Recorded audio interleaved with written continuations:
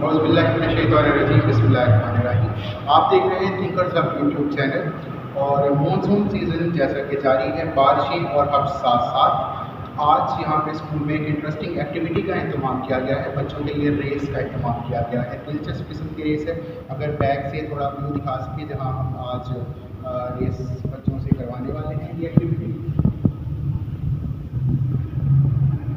तो पार्टिसिपेंट्स यहाँ पे स्टेज पे मौजूद हैं और थोड़ी ही देर में हम यहाँ पे होगा।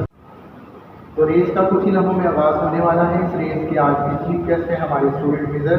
इनका कुछ अर्सा पहले एक्सीडेंट हुआ था जिसकी वजह से ये काफ़ी देर से स्कूल नहीं आ रहे थे।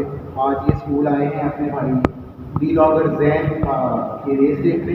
तो इनको भी रेस दिखाते हैं और देखते हैं आज की ये रेस इन मेहमान के सामने कौन जीतता है, जैन जीत पाते हैं या कोई और जीतता है।